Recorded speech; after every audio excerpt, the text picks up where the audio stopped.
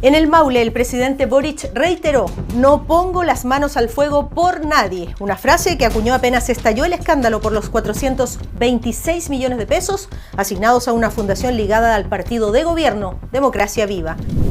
Y en distintos puntos del país también surgen cuestionamientos por la asignación de fondos públicos de los gobiernos regionales a las fundaciones. Piden investigar en Antofagasta, el Maule y Los Lagos. Y en nuestro bloque de salud hablamos sobre la depresión, sus síntomas y tratamiento, junto a una especialista. Esto y más en Portavoz Noticias. Asociación Regional de Canales de Televisión de Señal Abierta de Chile, Arcatel, presenta Portavoz Noticias. Hola, ¿cómo están? Les damos la bienvenida. En la región del Maule, el presidente Gabriel Boric volvió a la frase "no pongo las manos al fuego por nadie". Viajó a entregar nuevas viviendas sociales, pero no estuvo acompañado por el ministro Carlos Montes, que sigue dando explicaciones en el Congreso. Tampoco participó de las actividades presidenciales el Seremi de la Vivienda, Roberto Hernández, porque está bajo investigación sumaria por entregar recursos a la fundación donde trabajó durante más de 6 años. Y atención, ahora la Contraloría va a revisar todos los convenios entre el Estado y las fundaciones desde el año 2021 a la fecha para chequear montos, rendición de gastos y eventual conexión entre los representantes y las autoridades que asignan los millonarios recursos. Ha sido una verdadera bomba atómica para las políticas sociales del gobierno, porque uno de los grandes compromisos es abordar la emergencia habitacional, la falta de 650.000 viviendas en Chile, con la promesa de construir 260.000 en estos 4 años. A cargo de esta tarea, el presidente Boric puso a un político de larga experiencia y con buenas relaciones con la oposición, el ex senador socialista Carlos Montes.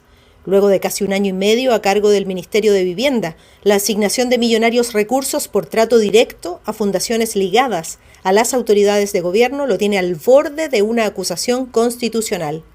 Estamos en presencia de actos de corrupción que afectan a los más pobres de este país. No hay duda de que los hechos que estamos en este momento discutiendo e investigando ocurrieron durante este gobierno, y así lo dije ayer.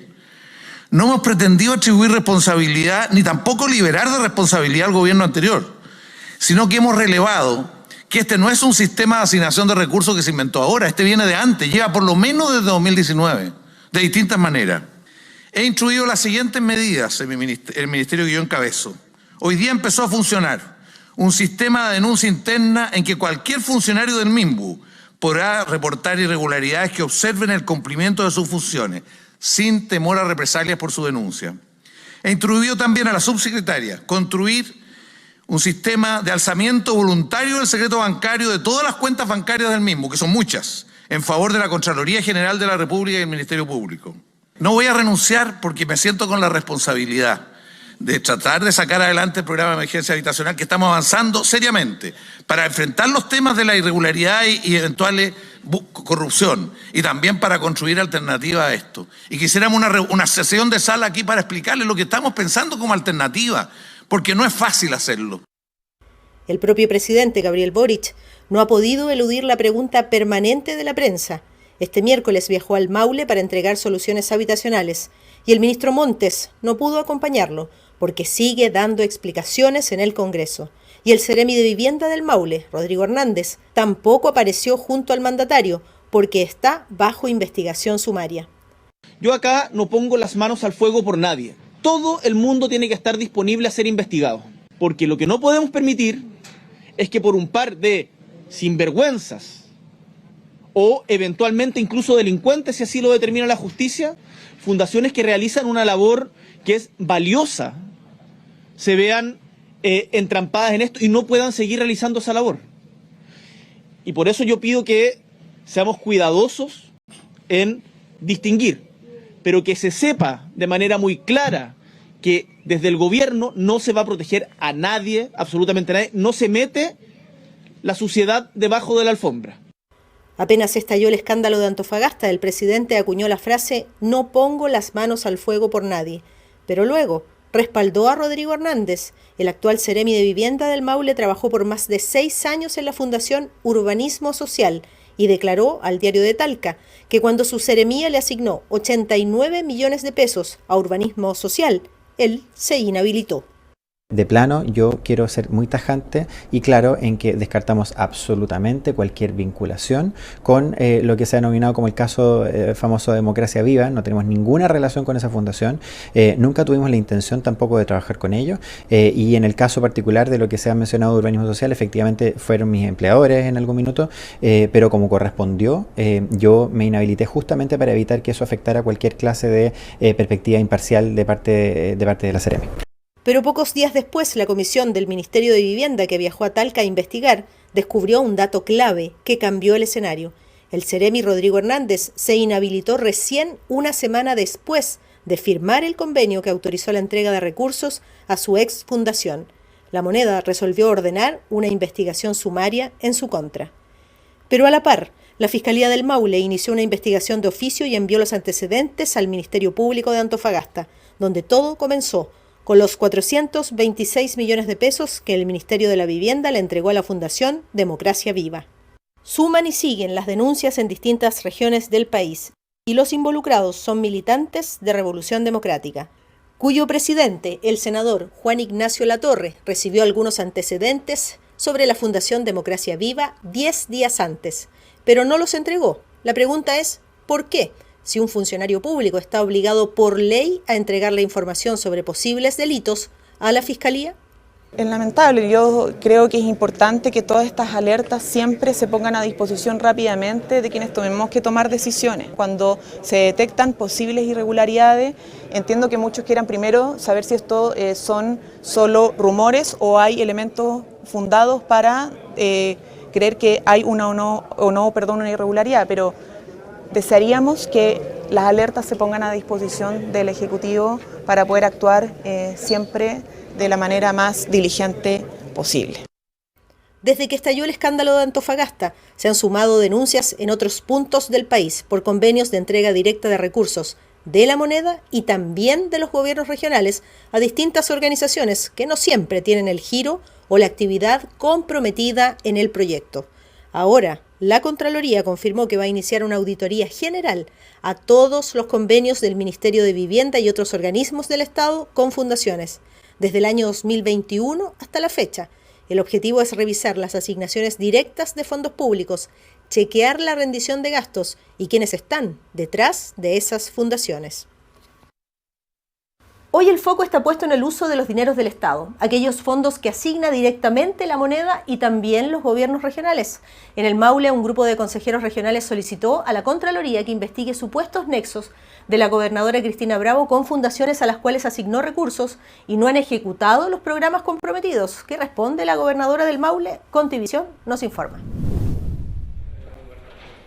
Hasta la Contraloría Regional arribó un grupo de consejeros regionales de oposición con la idea de solicitar al Contralor se investigue supuestas irregularidades en la transferencia de recursos a diversas fundaciones y los posibles nexos incluso con la Fundación Urbanismo Social, en medio del terremoto político que comenzó en Antofagasta y que se ha extendido al Maule, salpicando al Seremi de Vivienda Rodrigo Hernández, el cual se encuentra sumariado, y ahora a la gobernadora regional. También se conoció la supuesta solicitud para la contratación en la Fundación Urbanismo Social del concejal de Curicó, Javier Ahumada. Creemos que los antecedentes que están sobre la mesa y a la vista dan cuenta, en el caso de urbanismo social, que pudieron haber existido, efectivamente, según señalan propias cartas de urbanismo social dirigidas a la gobernadora, algún grado de solicitudes de contratación de personal ajeno a la fundación y en este caso sugeridos por el gobierno regional. A ellos se entienden 3 personas que podrían haber sido, ¿no es cierto?, sugeridos por el gobierno regional. Queremos esclarecer si esa instrucción la dio la gobernadora regional, si es una acción especialmente determinada por los funcionarios involucrados y definidos por la Carta de Urbanismo Social. Sabemos todos que esa es una acción irregular. Yo a la gobernadora le pidiese que existiese la posibilidad de algún cupo laboral que se me pudiera ayudar. Y efectivamente desde el gobierno regional, desde divisiones desde el gobierno regional me llamaron, fue esta entrevista con la fundación y cuando ya supe que eran 44 horas, ya desistí automáticamente por el hecho de que yo me estoy dedicando a mi tema de concejalía. A la fundación se le traspasaron más de 260 millones de pesos, pero el proyecto nunca se ejecutó. Yo, Cristina Bravo, gobernadora regional, recibí por lobby el 5 de septiembre a 2 personas de esa fundación, que era el director urbano y el director regional. No he hablado con nadie más de esa fundación. Esa es la única entrevista que he tenido yo como gobernadora regional. Son juicios, son presunciones, son supuestos. No existe nada que acredite que yo, Cristina Bravo, gobernadora regional, he tenido contacto con alguien de esa fundación para pedirle que contrate a alguien. Se espera que en los próximos días se pronuncie la Contraloría para conocer si tanto la asignación directa de recursos como la polémica de la solicitud de contratación están dentro del marco legal.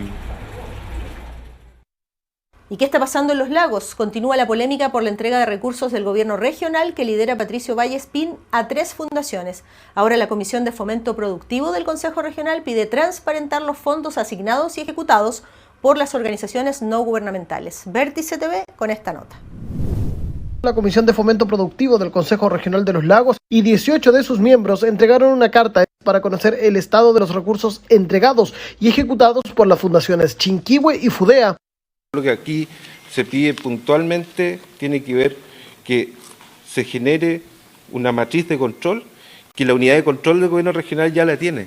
Y eso nos permitiría no tan solo recibir a la fundación como lo hemos hecho hoy día, sino que tener la contraparte por parte de la división de control del gobierno regional para ver si efectivamente va dentro de los plazos establecidos por ellos mismos. En Osorno, por ejemplo, se hizo la adquisición de maquinaria agrícola para asociación de comunidad indígena. Entonces, es importante que el objetivo central de la División de Fomento Productivo es acercar estas brechas. Y también como vicepresidenta he estado permanentemente solicitando en muchos consejos regionales, y eso le consta a toda la comisión, de que se entregue un listado muy similar a este, pero era mucho más sencillo, que era un listado donde tuviéramos el avance permanente y no llegar a estas instancias. Entonces, lamentablemente no se nos dio en forma y fondo cuando lo solicitamos y ahora tenemos que hacerlo de manera mucho más oficial. La carta fue entregada a la oficina de partes del Consejo Regional con las firmas de 18 miembros que fue dirigida al gobernador Patricio Vallespín. Esperan sea contestada con la información solicitada. Y en Antofagasta se suma otra polémica, pero esta vez apunta al gobierno regional que encabeza Ricardo Díaz. La Fundación Procultura recibió casi 630 millones de pesos para pintar fachadas patrimoniales de la ciudad.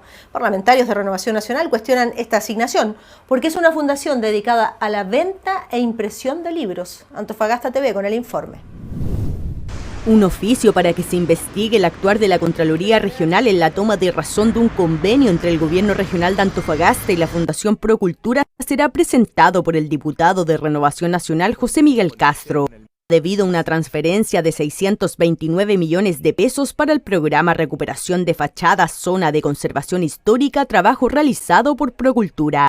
La denuncia que estamos haciendo es por varias razones. La primera es porque el giro de Procultura, quien aparte de asignarse millonarios convenios con el Serviu, con el Minbu, también se asigna más de 600 millones de pesos para pintar fachadas, para arreglar fachadas del casco histórico de Antofagasta. Esto es gravísimo, porque esta fundación no tiene ese giro, o sea, no está capacitada para esto. Y más grave aún es que la Contraloría haya dado su visamiento, o sea, haya tomado razón de esto, o sea, se le pagó la plata visado por la Contraloría. Este tipo de programas es un programa que se hace con entidades subejecutoras en las cuales en la región solamente existen 2. ¿Esto significa que se entregan los recursos directamente sin supervisión? No, porque en primer lugar tiene que haber una visación por parte de la Subdere que diga que esta institución es pertinente. Esta no es una institución que solamente publica libros, es una institución que ha trabajado temas de cultura y patrimonio. ¿Y qué es lo que estamos haciendo? Estamos recuperando las fachadas patrimoniales del casco histórico de Antofagasta. Yo espero que el diputado Castro, a quien se le paga bastante para que tenga equipos asesores y quien tiene que tener la potestad de fiscalizar, lo haga con rigurosidad. Desde el equipo de Fundación Procultura nos indicaron que por el momento no se van a referir a lo difundido por el diputado Castro. Procultura es una de las fundaciones mencionadas tras abierto el caso de Democracia Viva. Pausa y regresamos, no se vayan. Aún estás a tiempo de vacunarte contra la influenza. Prevengamos enfermarnos de gravedad o morir. Si tienes 65 años o más, estás embarazada o gestando, acude a vacunarte tus SFAM. Más información en minsal.cl. Ministerio de Salud, Gobierno de Chile. Participa en el concurso Historias de Nuestra Tierra 2023 que releva mitos, leyendas y relatos del mundo rural de Chile. Pueden participar niños, niñas, jóvenes y adultos de todo el país a través de cuentos, poemas y dibujos. Podrás ganar hasta $500,000 pesos y tu obra seleccionada será incluida en el libro antología. Y este año también premiaremos a los profesores y profesoras que más participen. Infórmate más y envía tu obra en historiasdenuestratierra.cl. El cuento es que todos participen. Te estuvimos esperando por tanto tiempo. Sabíamos que no iba a ser fácil, que si no estábamos preparados o si no estábamos a tu altura, Conocí un planeta habitado. si no éramos capaces de entregarte todo el amor que merecías. Hasta que llegaste a nuestras vidas. Hola. Hola, Sofía. Hola, Sofía. ¿Quieres conocer tu pieza? Tú fuiste perfecta y lo único que espero es que a pesar de haber sido por solo un tiempo, hayamos podido hacerte inmensamente feliz. Tú puedes ser la familia de acogida de un niño, niña o adolescente y cambiar su vida para siempre. Gobierno de Chile, presentes por un mejor futuro. En todo el mundo, más de 300 millones de personas, se estima que el 5% de la población del planeta, tiene depresión. ¿Cuáles son los síntomas? Las sensaciones de tristeza, angustia, vacío, soledad, enojo, frustración, desinterés, cansancio, falta de apetito, ansiedad, culpa y también las alteraciones del sueño. A veces ocurre que nos levantamos con pocas ganas y tenemos algunas o varias de estas sensaciones, pero cuando las mantenemos por un par de semanas, el escenario es completamente distinto. Hoy conversamos sobre la depresión con la doctora Pilar del Río, psiquiatra, cofundadora y directora de la Fundación José Ignacio, dedicada a la prevención del suicidio. Doctora, bienvenida y muchísimas gracias por esta conversación con las regiones de nuestro país. Gracias a ustedes por la confianza, por haberme invitado. Yo feliz de poder participar. Bueno, muchas gracias. La depresión no es una enfermedad cualquiera, podríamos decir, no se ve, no hay un examen que la ponga en evidencia, pero sí es una enfermedad del cerebro o del sistema nervioso central. Buen punto el que tú haces, Scarlett, porque de hecho lo más complejo de la depresión es que es un dolor invisible, que no se ve y que va juntando peso, tristeza y dificultades para las personas que la llevan, pero detrás de eso hay una disfunción bioquímica en el cerebro, en donde las redes que conectan a través de la serotonina principalmente, pero también de otros neurotransmisores, no funcionan bien en su capacidad de comunicarse unas con otras. Muchas veces pensamos que es solamente la falta de algún químico o de algún neurotransmisor, y no es solo eso, es mucho más complejo que la falta de un elemento. Hay una dificultad de distintas zonas del cerebro para comunicarse, lo que se traduce en que yo no pueda hacer mis funciones del día a día, o regular mis emociones, o dormir bien, o incluso a veces sentir placer. Lo que hace muy difícil de llevar una vida, ¿no?, sana y normal. Es normal, doctora, que a veces nosotros nos levantemos un poco desanimados, ¿verdad? Que digamos, no tengo ganas de ir a trabajar, siento tristeza, siento angustia, pero ¿cuándo cambia la situación? Me imagino cuando esto ya se extiende en el tiempo. Hay dos cosas muy importantes de mirar para decir esto pasó de ser un estrés, una dificultad de la vida cotidiana, a ser un episodio depresivo o un trastorno de ánimo. La primera es la persistencia de estos malestares por más de 2 semanas seguidas. De hecho, todos podemos tener un mal día, pero, por ejemplo, si tenemos un mal día y alguien viene, nos invita al cine, nos trae unas flores o nos anima de alguna manera, normalmente el cuerpo recibe ese estímulo, esa ayuda y se alivia un poquito. Cuando hay un trastorno depresivo, o sea, está esta disfunción biológica que hablábamos hace un ratito, ni el Caribe me quita la depresión. Yo siempre digo eso y ahí uno dice ya, ok, esto entonces es algo más complejo, este estado persiste por más de 2 semanas seguidas y además es un estado inflexible e impermeable a todos los estímulos del medio. O sea, aquí y en la Quebrada del Ají yo me siento igual de mal. Aquí hay, me imagino, factores biológicos, hereditarios también, genéticos, ¿verdad? Pero también factores externos, que son gatillantes de ciertos episodios de nuestras vidas también. Cualquiera de nosotros puede tener un episodio depresivo, lo que pasa es que las personas que tienen cierta predisposición genética tienen más riesgo. detenerlo, ¿ya? Frente a estímulos ambientales o no. Es lo que antes se llamaba depresión endógena o exógena, que quizás muchos lo habrán escuchado así. Ya no usamos ese término porque sabemos que todas las enfermedades tienen un componente de vulnerabilidad genética más un componente de factores ambientales que influyen, pero definitivamente para que un estresor se transforme en un episodio depresivo, tienen que estar los dos factores. O sea, yo tengo que tener una vulnerabilidad biológica personal y un estresor que o sea demasiado grande y supere mis capacidades de adaptación, o que sea crónico en el tiempo y no se vaya nunca. Nuestro cuerpo está preparado para enfrentar estresores siempre y cuando eso sea algo que viene y después se va, y mi cuerpo puede volver al estado de calma, de seguridad y dejar el estado de hiperalerta, que se llama. Cuando el estresor no se va, como sabemos que hay muchos problemas que no tienen una solución fácil, y el entorno tampoco me da más elementos para enfrentarlo, para salir de ahí un ratito, entonces en el cerebro se puede producir un desbalance químico que conversábamos hace un rato, aunque yo no tenga vulnerabilidad genética. Quiero invitarla a escuchar algunas preguntas de la gente.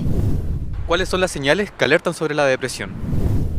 Muy buena pregunta. Primero, tristeza permanente por más de 2 semanas, o sea, es un ánimo inflexible. En ningún momento yo salgo de esa tristeza. No aparece alegría, no aparece entusiasmo, solo tristeza o irritabilidad. En algunas personas, sobre todo niños o adolescentes, es más irritabilidad que tristeza. Segundo, incapacidad de disfrutar. Cosas que a mí antes me gustaban, el que le gusta jugar al fútbol, el que le gusta la naturaleza, el que le gusta cocinar, ahora expuesto a esas mismas actividades ya no le causan interés o no le causan placer. Tercero, alteraciones del sueño, insomnio o hipersomnia, mucho cansancio durante el día. Y cuarto, dificultad para funcionar en las actividades habituales del día a día. Puede ser poca energía, falta de concentración, menos habilidad, quizás motora, una dificultad para funcionar en general. Si una persona tiene estrés crónico, ¿termina gatillando, llevando necesariamente hacia una depresión? Es un riesgo muy grande si yo tengo un estrés crónico terminar en un episodio depresivo, pero no necesariamente.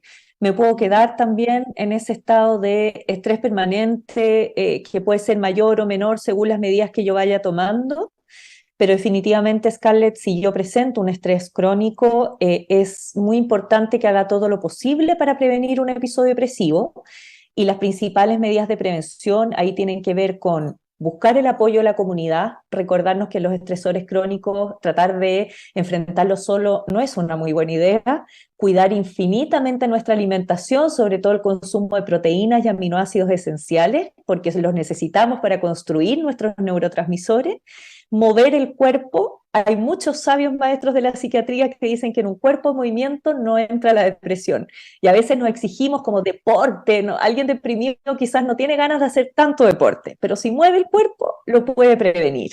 Y por supuesto todos los factores que contribuyan, como estar expuesto a la naturaleza, el abrazo de un ser querido, o las creencias espirituales o la fe también ayudan mucho, o escuchar estos podcasts que hay ahora de psicología positiva que nos ayudan tanto. ¿Quiénes son los más propensos a sufrir una depresión? ¿O no hay edad o condición especial? Francisco, mira, los más propensos definitivamente son las personas que tienen antecedentes familiares, las personas que tienen alguna discapacidad o alguna condición de vulnerabilidad, como sectores quizás de minorías en las culturas, las personas que han sufrido recientemente una pérdida muy grande o un quiebre de un vínculo muy importante y se sienten muy solas, o las personas que han sufrido quizás el cambio de su estabilidad, como perder el trabajo, perder la casa, cambios de país, como quiebres así grandes e importantes, son las que tienen más riesgo. Y en cuanto a edad, la adolescencia es una edad de mucho riesgo, y también los adultos mayores, Scarlett, son una edad que están muy vulnerables, más de los 65 años, a sufrir episodios depresivos, porque tienen muchos de estos factores también que recién mencionábamos, ¿no? ¿Más los hombres que las mujeres? ¿Más las mujeres? Los hombres tienen episodios depresivos más severos, pero las mujeres tienen mucho más depresión que los hombres. ¿Cómo puede ayudar el entorno a una persona que está en medio de una depresión? Anaís, tu pregunta es tan importante, sobre todo para los que trabajamos en salud mental, que necesitamos contar con la familia y el entorno. Y yo te diría que lo primero que le pido a todos esos familiares es que no enjuicien y que crean que esto existe, que esto es algo biológico, que no es un tema de voluntad. Scarlett, yo creo que cuando nosotros fuimos criados teníamos mucho menos conocimiento de neurociencia y realmente se pensaba que con voluntad se sale adelante, que hay que ponerle pino y que hay que tirar para arriba, y todo eso es cierto, pero imagínate tú decirle a una persona con diabetes, oye, no te pongas la insulina, tira para arriba y se te va a pasar. Esto es muy parecido, por favor no enjuiciemos, entendamos que los episodios depresivos tienen que ver con una disfunción bioquímica en el cerebro, de conexión de los sistemas serotoninérgicos, que cuando hay un episodio depresivo se necesita tratamiento, ojalá con fármacos y con psicoterapia, y ahí claro tenemos una gran dificultad en este país, pero también en el mundo de acceso a la salud mental, y son tratamientos largos, comprendamos eso, por lo menos dura 1 año, Scarlett. Yo no saco nada con tomar 2 meses remedio y después decir ya me siento bien, los dejo, porque este sistema de conexión neuronal se tiene que recuperar. Si no, yo dejo el remedio, el sistema todavía está enfermo y la gente cree que se hizo adicta al remedio, ¿no? Y no es así. Estos medicamentos, los antidepresivos, no producen adicción. Son otros los que producen adicción, los que tienen estrellita verde. Para todos los que compren ahí medicamentos, los con caja con estrellita verde, producen adicción, no los antidepresivos. Entonces, si yo los dejo antes de tiempo, es cuando yo recaigo. Y las personas no estamos acostumbradas a tomar remedios por tanto tiempo. Si nos dan antibióticos para un resfrío son a lo más 1 semana, 10 días. No estamos acostumbrados a que tengamos que tomar algo 6 meses, 1 año. Entonces, sin juicio, apoyemos para que la persona pueda acceder y pueda sostener el tratamiento por el tiempo que corresponde y demos mucho ánimo y compañía, ojalá, y levantar de la mano a los que no puedan para que salgan de la pieza, nadie se mejora la depresión en cama, para que hagan deporte y para que puedan tener alguna actividad rutinaria, porque eso al principio no dan ganas, pero es súper importante para que el cerebro se recupere. Háblele a la gente de las regiones, aquellas personas que están cursando una depresión. ¿A quién acercarse? ¿Dónde buscar ayuda? En el sistema público, en general, habría que acercarse primero al consultorio, en donde te pueden derivar a un COSAM, que son los centros especializados en salud mental, y donde no haya COSAM, funciona una especie de COSAM en el hospital de mayor grado que hay. En las regiones hay hospitales de 1 al 4, de más a menos especialización, pero incluso los hospitales tipo 4 debiesen tener subespecialidades cuando no hay la posibilidad de tener COSAM, sino que pasan del consultorio al hospital. Y muchas veces te ve el psiquiatra 1 vez o 2 y después sigue la atención primaria, y la depresión es parte de la canasta GES, ¿no? Entonces debiese estar gratuitamente cubierto todo el tratamiento antidepresivo, y cuando no haya acceso a un especialista, por lo menos acercarse a la atención primaria, porque en realidad la mayoría de los médicos están capacitados para tratar este tipo de patología. Después hay otra patología psiquiátrica más grave que quizás no da abasto a la atención primaria, pero yo diría que con la depresión sí, y es una enfermedad que es importante de atender porque puede tener incluso riesgo de muerte si no se trata. Ahora, en el sector privado, la verdad es que ya sería dependiendo de cada lugar, pero si no, con telemedicina hoy día, por suerte, podemos acceder a más profesionales. Y sobre todo preguntar en las municipalidades, Scarlett, también si hay grupos de apoyo de algún tipo o talleres. A veces cuando estamos deprimidos y podemos acceder, por ejemplo, a la atención primaria, el tener una red de apoyo, un grupo de pertenencia, aunque nos juntemos al taller de costura, ¿no? O de aprender horticultura o de lo que sea, ya ayuda. En la depresión es súper importante eso, el tener rutinas, actividades y sentir que pertenezco a un grupo o a la parroquia o ir a colaborar en el colegio de mis hijos. Te diría que lo más importante es no aislarse.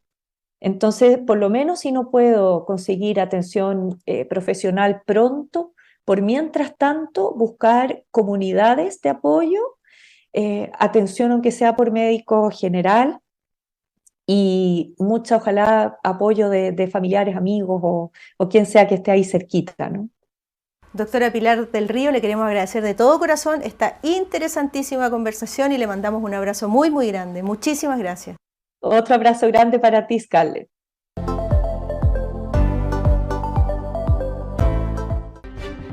Bien, llegó la hora de despedirnos y recuerden que nos pueden encontrar en la página web y también en nuestras redes sociales. Como siempre, muchísimas gracias por acompañarnos, un abrazo y hasta pronto. Asociación Regional de Canales de Televisión de Señal Abierta de Chile, Arcatel, presentó Portavoz Noticias.